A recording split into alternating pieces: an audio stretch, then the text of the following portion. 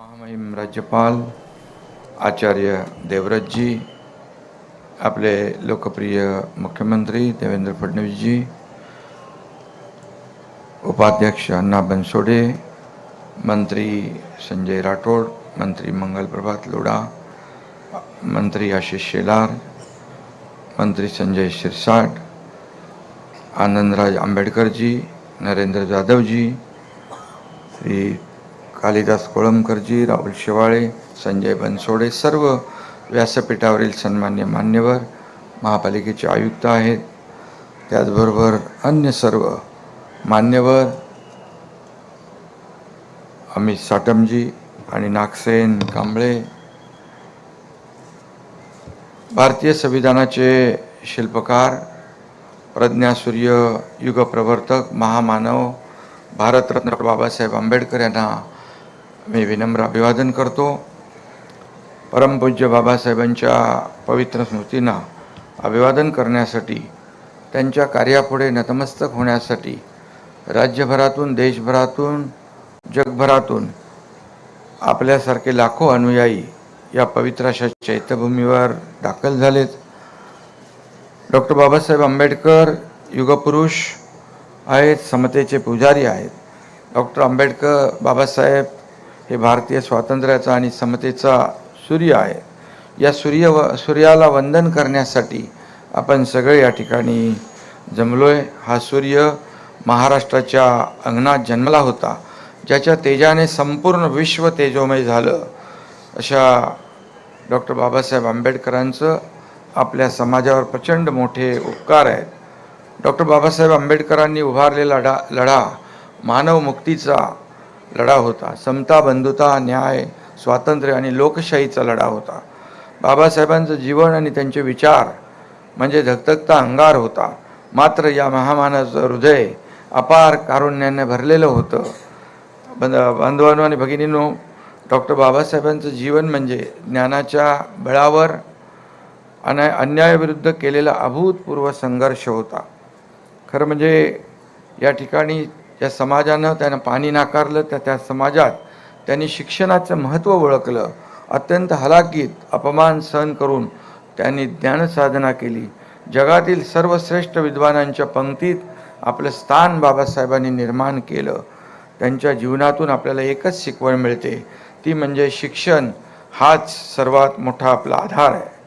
आणि म्हणून डॉक्टर बाबासाहेबांनी आपल्याला दिलेला शिका, संघटित व्हा, संघर्ष करा हा त्रिसूत्री मंत्र आजच्या काळातही तितकाच महत्त्वाचा आहे.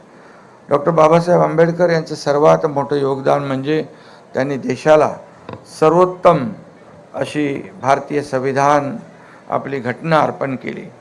हे संविधान केवळ कायद्याचं पुस्तक नाही आहे, तर ते न्याय, स्वातंत्र्य, समता आणि बंधुता या 4 स्तंभावर उभी असलेली भारताच्या लोकशाहीची पायाभरणी आहे.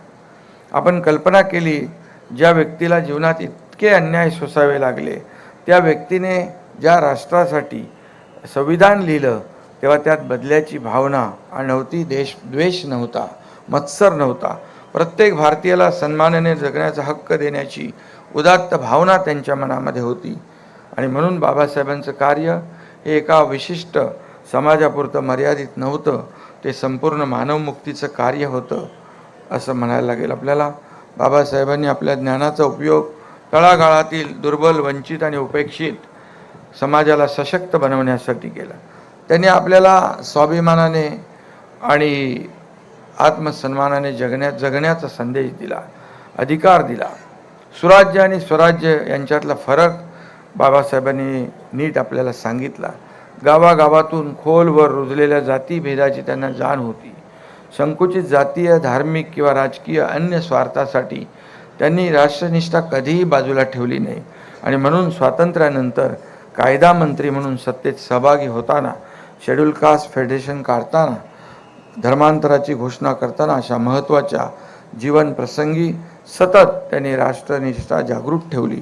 त्यामुळे खऱ्या अर्थाने ते राष्ट्रपुरुष ठरले. महामानवाचा पदस्पर्शाने पावन झालेली ही सगळी जागा आहे. आणि म्हणून या जागेत आपण जमलेलो आहोत. बाबासाहेबांनी मानवतेचा धर्म आपल्याला शिकवला.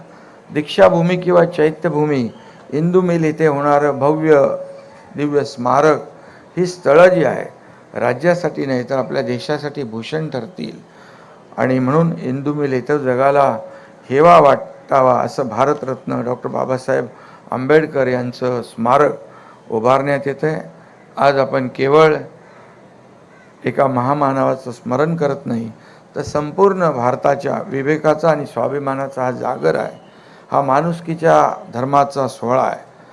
काल देखील चेंबूरला एक भीमज्योतीचं त्या आयोजन करण्यात आलं. विचारांची भीमज्योत कायम तेवत राहील आणि म्हणून अनेक ठिकाणी बाबासाहेबांची स्मारकं होत आहेत.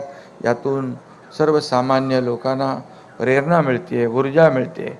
न्याय शेवटच्या माणसापर्यंत पोहोचला पाहिजे ही भावना बाबासाहेबांच्या मनामध्ये होती आणि म्हणून पददलितांचं स्फूर्ती व आशास्थान असलेल्या अशा या महामानवाला त्यांच्या महापरिनिर्वाण दिनानिमित्त सहस्त्रकोटी अभिवादन करतो आणि ज्ञानसंपन्न युगंधराच्या आठवणींना आपण स्मरण करूया.